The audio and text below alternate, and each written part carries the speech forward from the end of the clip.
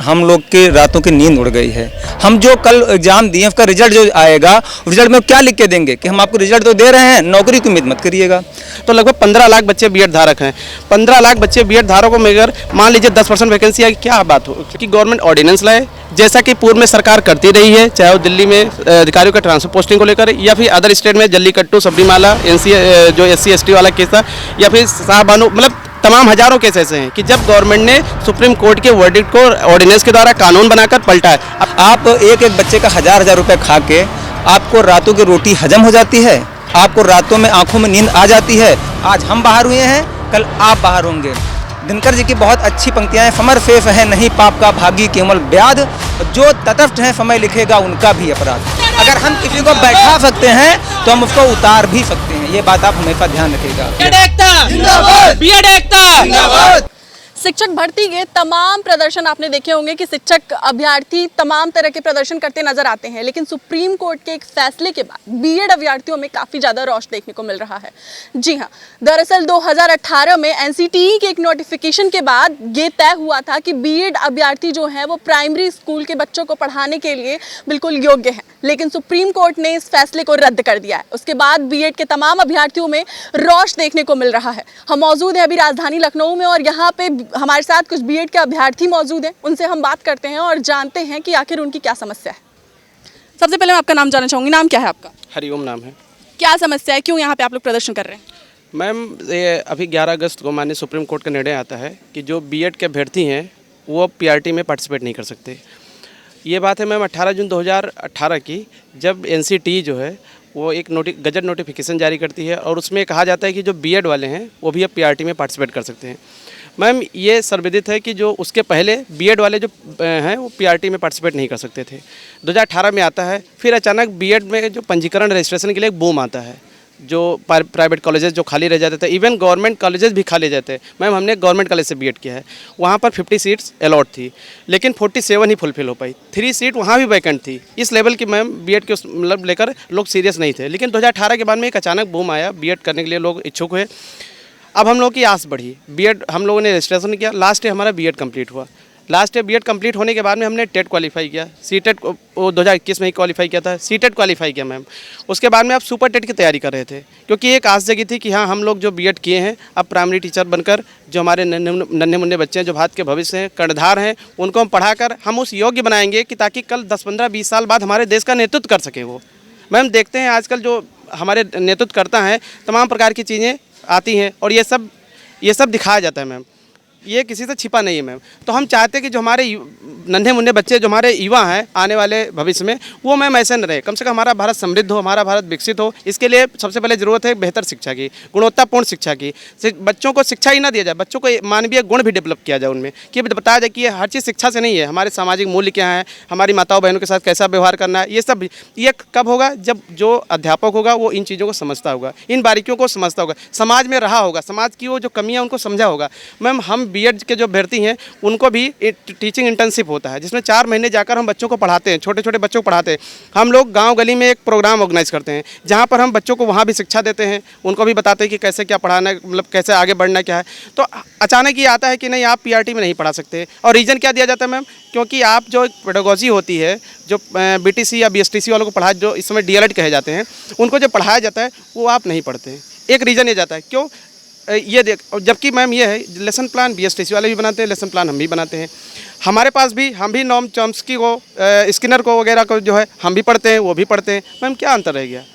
अगर gazette notification में NCTE करती है, चलो फिर भी वो कहती है कि हाँ ब्रिज कोर्स करवाएंगे। ब्रिज कोर्स करवाने की बात कहती है, आज 2023 है, उन्होंने आज तक ब्रिज कोर्स का इवन सिलेबस भी नहीं डिफाइन किया। इंप्लीमेंट करने की तो बातचीत छोड़ दी है। अगर लेकिन सुप्रीम कोर्ट का जो ये फैसला है, उसके बाद भी तो बीएड वालों के पास काफ़ी सारे ऑप्शन हैं, लेकिन फिर आप लोग मतलब इस तरह के प्रदर्शन क्यों कर रहे हैं? लाइक मैं ये जानना चाहूँगी। मैम, देखिए, जो वैकेंसी आती है लगभग 90% वैकेंसी वो पीआरटी में आती है। पीआरटी वाले ही मैक्सिमम लोग प्रमोट होकर वो जूनियर में जाते हैं।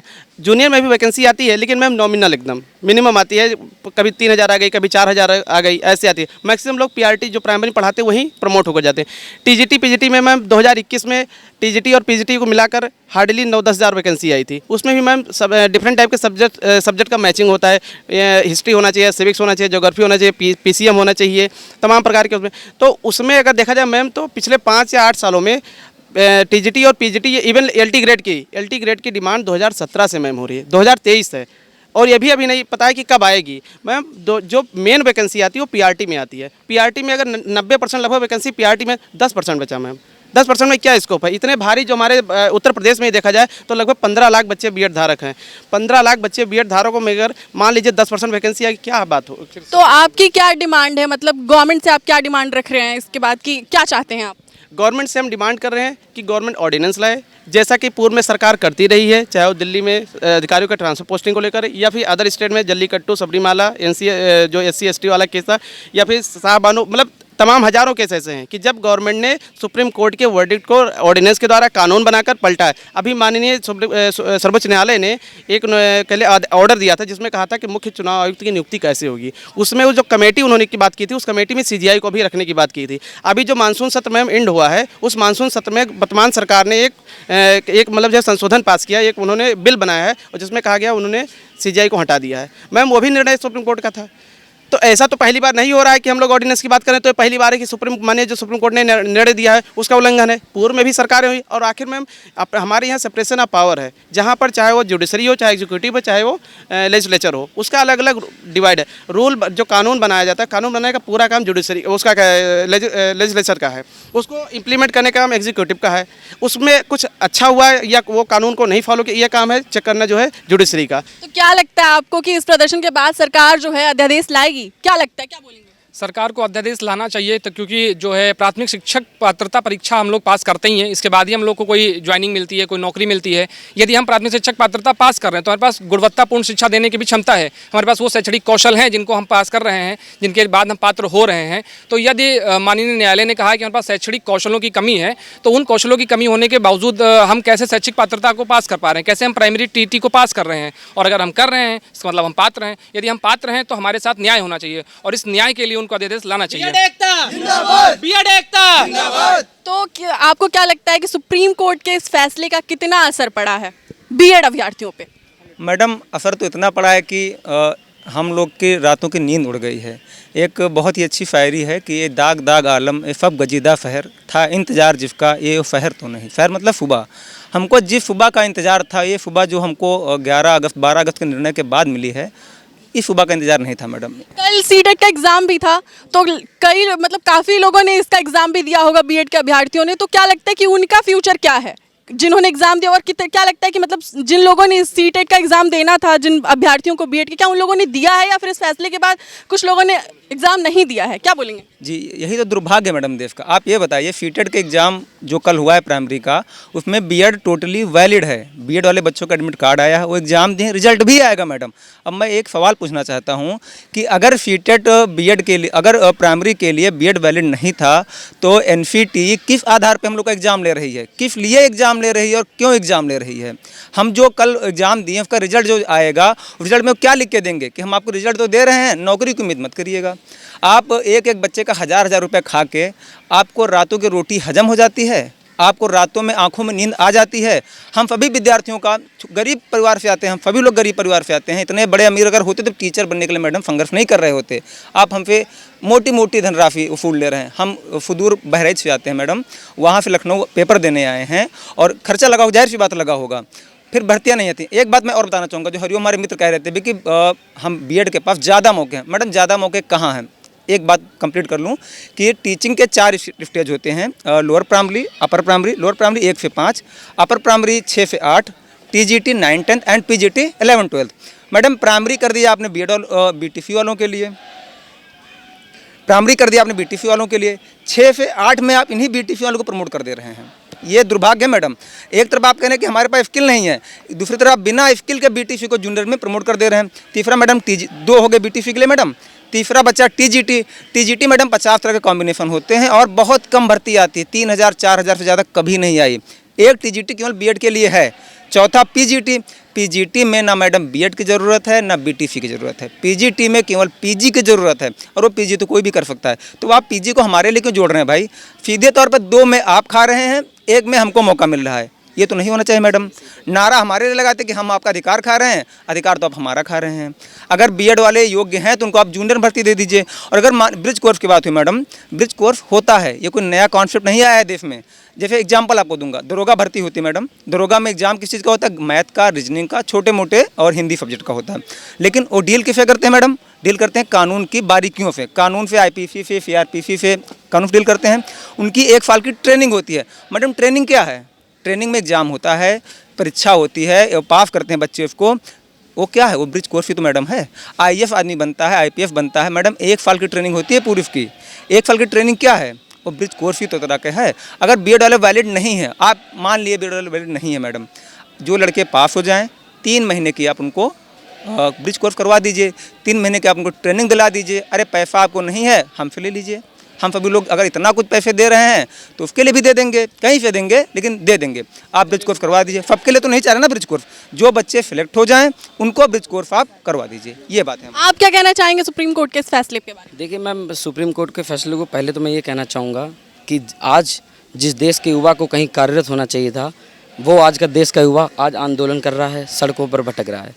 जब एनसीटी का नोटिफिकेशन 2018 में आया तो मैंने सोचा कि मैं इस नन्हे मुन्ने छात्रों का भविष्य बनाऊंगा। सुप्रीम कोर्ट का निर्णय आता है और आज मुझे मेरा ही भविष्य अंधकार में नज़र आता है। ये देश का मैम दुर्भाग्य ही है कि आज हम सड़कों पर, आप देखिए आज इतने इको गार्डन में, इतने बड़े इको गार्डन में आज धरने पे धरने हो रहे हैं। सरकार की मैम ये नाकामी ही है। 2018 में एनसीटी का निर्णय आता है, हम सब छात्र मिलकर बीएड कर लेते हैं, हम कर लेते हैं। हम एनसीटी एक और मतलब सरकार द्वारा बनाई गई ही बॉडी है। अब सरकार उसी एनसीटी को एनसीटी गजट में अपने निरस्त कर देती है। मैम हम बीएड के छात्र जाएं तो जाएं कहाँ जाएंगे? सुप्रीम कोर्ट एक बार उन छात्रों के बारे में सोच लेती जिन्होंने 2018 से लेकर 2023 तक जिन छात्रों ने बीएड कर रखा है। एक बार सरकार को हमारे बारे में भी सोचना चाहिए। जब मैम सरकार अपने राजनीतिक फ़ायदे के लिए लगातार ऑर्डिनेंस ले आती है तो क्या बीएड जो कि पूरे, मुझे लगता है पूरे भारत में 3 करोड़ बीएड छात्र हैं, कि उनके लिए क्या मैम सरकार अध्यादेश नहीं ला सकती? तो मेरा यहाँ पे एक सवाल है कि जैसा कि आपको पता है कि 2024 इलेक्शन भी नज़दीक है, तो क्या उसके मद्देनज़र सरकार इसको ध्यान में रखते हुए अध्यादेश आपके इस पे लाएगी? बीएड के अभ्यर्थियों पे जो आप अध्यादेश की मांग कर रहे हैं, क्या अध्यादेश वो आएगा? देखिए मैम, शिक्षा समवर्ती सूची का विषय है। उत्तर प्रदेश में लोकसभा की 80 सीटें हैं। उत्तर प्रदेश केंद्र में सरकार बनाने के लिए अहम भूमिका निभाता है हमेशा की तरह, और 30 राज्यसभा सांसद हैं। तो उत्तर प्रदेश में भी भाजपा की सरकार है, केंद्र में भी भाजपा की सरकार है, और शिक्षा भी समवर्ती सूची का विषय है। तो मैम अगर केंद्र सरकार को सरकार बनानी है तो उत्तर प्रदेश में बीएड के सबसे ज़्यादा अभ्यर्थी हैं, उसको ध्यान में रखते हुए सरकार अध्यादेश के विचार जरूर करेगी, और हम सबको उम्मीद भी है कि सरकार अध्यादेश लाएगी। इसीलिए हम लोग यहाँ पर आंदोलन कर रहे हैं। और अगर सरकार अध्यादेश नहीं लाती है फिर आपका क्या एक्शन होगा? मैम हम जब तक हटेंगे ही नहीं जब तक अध्यादेश नहीं लाएगी। लखनऊ की विधानसभा से लेकर दिल्ली की संसद तक। मैडम अगर अध्यादेश नहीं लगे, आप बताइए मैडम, 2018 में आपने गजट निकाला, 5 साल में हमने बीएड कर लिया, 9 लाख से ज़्यादा बच्चे मैडम रोड पे आ जाएंगे। ये क्या ये न्याय होगा हमारे साथ? मैडम 9 लाख बच्चे क्या करेंगे, आप बताइए ना हमको। हमने पर ईयर मैडम बीएड में लाखों रुपये खर्चा किया है, लाखों रुपये, 49,000 से ज़्यादा फीस मैडम, और वहाँ रहने का खर्चा, तमाम तरह के एग्ज़ाम देने का खर्चा। अब आप कह देंगे कि अब बाहर हो जाएंगे मैडम। एक बात आप हमेशा याद रखिए, आज हम बाहर हुए हैं, कल आप बाहर होंगे। दिनकर जी की बहुत अच्छी पंक्तियाँ हैं, समर फेफ है नहीं पाप का भागी केवल व्याध, जो तटस्थ हैं समय लिखेगा उनका भी अपराध।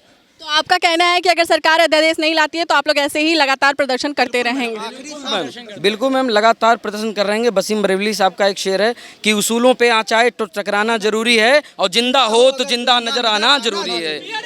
जिंदाबाद जिंदाबाद जिंदाबाद। एक अंतिम बात मैं कहूँगा कि एक बहुत ही अच्छा शायरी है कि जो चाहेंगे कर डालेंगे, ऐसा अफसाना चलता है, और जिस ओर जवानी चलती है उस ओर जमाना चलता है। अगर हम किसी को बैठा सकते हैं तो हम उसको उतार भी सकते हैं, ये बात आप हमेशा ध्यान रखिएगा। ये बात आप इलेक्शन के मद्देनजर रखते हुए कह रहे हैं, क्योंकि इलेक्शन भी नजदीक है, और अगर सरकार अध्यादेश नहीं लाती है तो फिर आप लोग इस बार सरकार बदल भी सकते हैं। बिल्कुल मैम, जनता में बल है।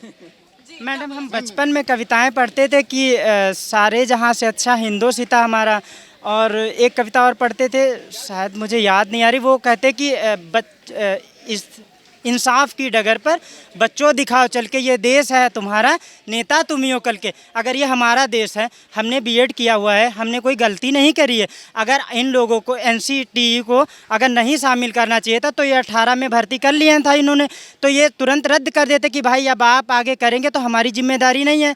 लेकिन इन लोगों को ये सोचना चाहिए कि 2018 से 24 तक के जो छात्र हैं उनको भर लेना चाहिए। और हम लोगों ने टेट भी पास किया, 1200 रुपये मैम हम फीस कटाते हैं, किताबें खरीदते हैं, ट्यूशन लेते हैं, सीटेट भी हमने पास किया। क्या हमारी गलती है? हमारे माँ बाप का आसरा यही था कि बच्चे ने चलो हमारे सीटेट भी क्लियर कर लिया, टेट भी, आने वाले इलेक्शन में शायद आ जाएगी, वैकेंसी आएगी, हो जाएगा। हम तो यही आस लगा के बैठे पड़ रहे थे कि 24 में चुनाव आएगा, वैकेंसी आएगी। अब क्या करें हम कहाँ जाएंगे? अगर देश हमारा है तो हमारे साथ न्याय करना चाहिए। तो मेरा एक सवाल एक और यहाँ पे है कि आप लोग ये बताइए कि जो अभ्यर्थी अभी बीएड करने के लिए सोच रहे हैं उनको आप क्या मैसेज देना चाहेंगे? उनको मैम यही मैसेज देना चाहेंगे कि अगर आप पीआरटी को मद्देनजर रखते हुए अगर बीएड करना चाहते हैं तो आप ना करिए, क्योंकि इंतजार करिए, अभी कोई जजमेंट क्लियर नहीं हुआ है। क्योंकि उन्होंने पूरे स्पष्ट शब्दों में कुछ नहीं कहा, क्योंकि उन्होंने अगर कहना होता तो सीबीएसई में सीटेट अभी कल एग्जाम हुआ, सीबीएसई ने सीटेट का एग्जाम कंडक्ट करा लिया, उसमें भी बीएड पर रोक नहीं लगाई है। तो मैं ये कहूँगा जब तक कुछ स्थितियाँ साफ नहीं हो रही तब तक आप बीएड ना करें। अगर आपको प्राइमरी में टीचर बनना है तो आप उसके लिए आपको बीएसटीसी या बीटीसी का भी विकल्प है। अगर अगर क्या कहना चाह रहे हैं आप, क्या कुछ कह रहे हैं? जिस दिन से न्यायिक फैसला आता है उसी दिन से लागू होता है। या तो आज तक हम लोग की वैकेंसी को एक अवसर मिला होता, अगर अवसर नहीं मिला है तो अवसर की समानता को संविधान के हिसाब से मद्देनजर रखते हुए हम बीएड श्रद्धार्थियों को 2018 से 2023 तक कंप्लीट, जब जो 2023 में फर्स्ट ईयर में थे, जो प्रथम वर्ष में थे, उनको अगले साल पूरा करने के बाद उनको भी अवसर मिलना चाहिए। क्योंकि अगर उनको अवसर मिलेगा तब तो ये न्याय प्रणाली एकदम पूरी तरह से स्वच्छ मानी जाएगी। क्योंकि फिर हमको तो जिस आधार पर, जिस गजट के आधार पर हम लोग से बीएड करवाया गया, जिसको देखकर हमने बीएड करा, तो उस आधार पर तो हमको एक अवसर तो बनता है। ये बीएड बीटीसी का मामला नहीं है, बीएड बीटीसी का मामला तो ये ज़मीनी स्तर पे कहा जा रहा है। लेकिन आप स्वयं सोचिए कि जिस आधार पर, जिस तथ्य पर ये जो फैसला आया, उस आधार पर अगर हमारे पास शैक्षणिक कौशल नहीं है, सबसे पहली बात तो माननीय न्यायालय ने योग्यता पे कोई प्रश्न चिन्ह नहीं उठाया है, शैक्षणिक कौशलों पे उठाया है, स्किल्स पर हमारी बातें उठी हैं। तो स्किल्स की अगर बात है, स्किल्स की कमी है, तो स्किल्स को तो हर माता पिता अपने बच्चों को समाज के नज़रिए से डेवलप करता है। तो यदि हमारे अंदर वो स्किल्स नहीं है तो वो एनसीटी डेवलप कर सकता है, वो हमारे परिवार है। अगर हम उसी के सदस्य हैं तो वो हमारे लिए तो अवसर ला ही सकता है। एक शिक्षक भर्ती हम लोग डिजर्व करते हैं, इसके लिए उनको अध्यादेश लाना पड़ेगा। और 2026 से जब से उनकी नई शिक्षा नीति प्रणाली लागू होगी, फिर वो अपने हिसाब से गजट ला सकते हैं। एक गजट हम लोग के लिए, क्योंकि उस गजट के आधार पर उन्होंने बीएड करवाया, मोटी मोटी शुल्क फीस भारी भरकम वसूली, जिसको देने के लिए बहुत से लोगों ने कहाँ से उधार लिया, कैसे उसका इंतजाम करा, वो सब कहाँ से ला करके दिए हैं, उसका भरपाई करने के लिए, उनके मनोबल को बढ़ाने के लिए, देश के युवा का मनोबल बढ़ाने के लिए, देश के विकास करने वाले युवाओं को सशक्तिकरण करने के लिए, उनके शक्ति देने के लिए एक अवसर की मांग तो हम लोग का बनता है और उसको सरकार को देना भी चाहिए। क्योंकि इसमें ना हम लोग की कोई बुराई है ना बीटीसी वालों के। इसके पहले की सारी वैकेंसियों में कुछ ना कुछ पोस्ट खाली रह जाती हैं। यदि वो पोस्ट खाली रह जाती हैं, यदि जितनी ही योग्यताएं हैं, अगर इतनी ही हमारे भारत देश की बॉडियाँ एक्टिव हैं, वो सारे काम अच्छे से सकुशल कर रहे हैं, तो फिर वो पोस्ट कैसे खाली रह जाती हैं शिक्षक भर्ती में? अगर खाली रह जाती हैं, अगर उनमें मामलाएं बढ़ते हैं, अगर वो मामला हमको कोर्ट में ले जाना पड़ रहा है। अब सोचिए, समाज का निर्माण करने वाले युवा वर्ग जो शिक्षक बनना चाहते हैं, उनको अपने लिए, समाज के निर्माण करने के लिए उनको कोर्ट जाना पड़ रहा है। इस बात के लिए क्या कहा जा सकता है? मैं एक और चीज़ जानना चाहूँगी कि जैसा आप लोग अध्यादेश की लगातार मांग कर रहे हैं कि सरकार अध्यादेश लाए, मैं पूछना चाहूँगी कि अगर गवर्नमेंट अध्यादेश नहीं लाती तो आपकी आगे की रणनीति क्या होगी?